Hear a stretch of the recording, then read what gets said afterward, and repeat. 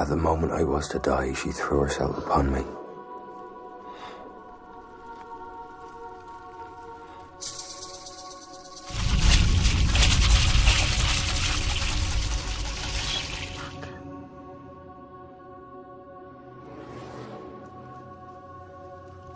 Kuinka hewak manakak?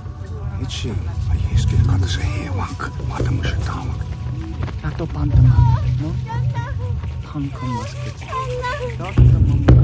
Mata wika saha. Bata kisi, kakwa. Satu numaman, yumam.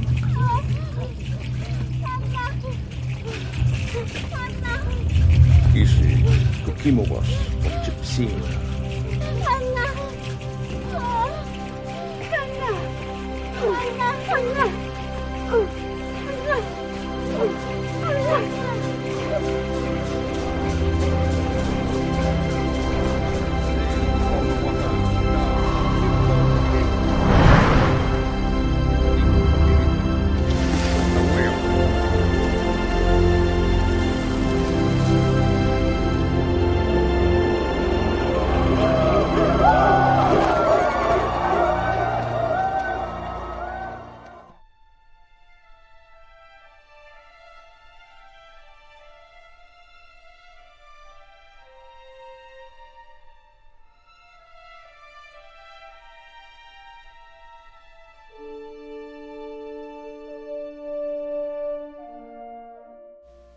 For this topic, our particular area of focus revolved around how film can expose us to and immerse us in a culture, often resulting in a transformation in the way the culture is perceived by the audience.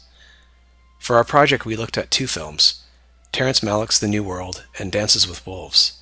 In both of these films, the audience follows a key protagonist. The audience identifies with this protagonist as he represents and embodies all of the biases and options the audience feels about the culture he is about to be exposed to. The protagonist's journey, exposure, and subsequent transformation by the culture he encounters is an experience shared by the audience. His experience is our experience. His enlightenment and transformation is ours. The culture we chose to investigate was the native culture. As this culture is often misunderstood and misrepresented in film, yet it is a culture that we are fully aware of in our society. In fact, it is a culture that values and practices many of the values we wish we did. For example, the connection between us and nature or the natural world. In Terrence Malick's The New World, we see the protagonist John Smith being captured by a Native American tribe. He's allowed to live among the tribe and slowly becomes accepted. Through this acceptance, he is allowed to teach Pocahontas about the English, their culture, and language. In one particular scene, soon after his acceptance, Smith describes the tribe in an enlightened way.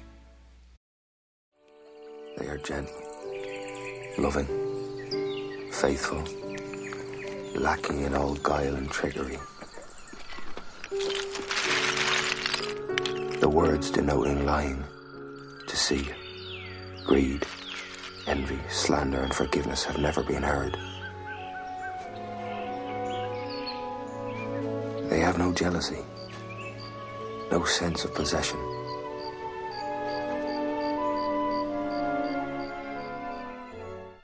The answers lie in Malick's philosophy. He's fascinated with the world of nature, and he sees the personalities and behaviors of his characters as phenomena no less natural than the environments surrounding them.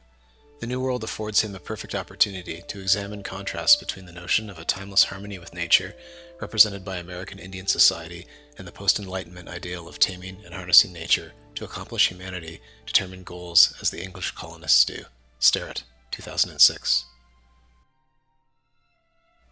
Malick is curious about the origins as well as the attributes of that whole, and on many levels, The New World is a cinematic creation story, using an American legend to explore the idea that all stages of existence, birth, growth, maturity, death, are intertwined with one another in cultural histories and individual lives. Sterrett, 2006.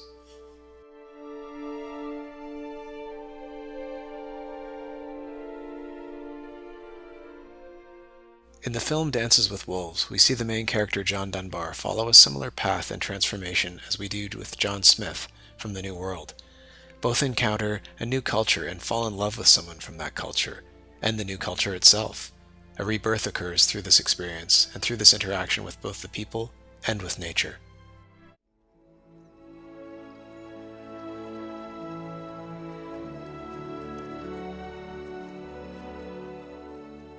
Nothing I've been told about these people is correct. They are not beggars and thieves. They are not the boogeymen they have been made out to be. On the contrary, they are polite guests and have a familiar humor I enjoy. I'd never known a people so eager to laugh, so devoted to family, so dedicated to each other. And the only word that came to mind was harmony. Dances retains much of the agon of civilization versus savagism, but undermines its traditional polarity. Dances is a narrative of identity and self-discovery among competing cultures, and the trajectory of its geographical, moral, and psychological movements, while typical of a story of rebirth, subverts the dominant form of the Western myth.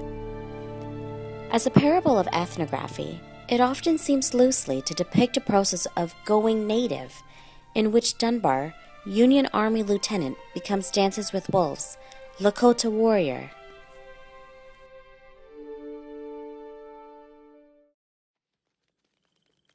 The Indians have a great pull for me that goes beyond curiosity.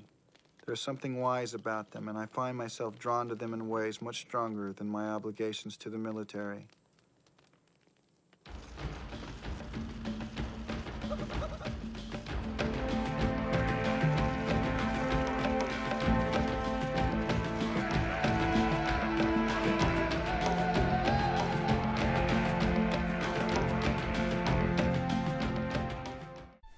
With a bit of a stretch, the film can be read as a revision that defies the historical demands of the American Western myth.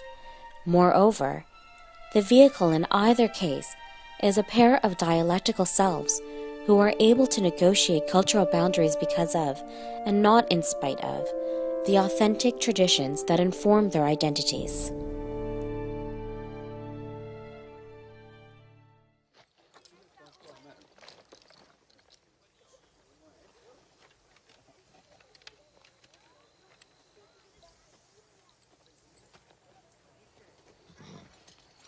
Lieutenant.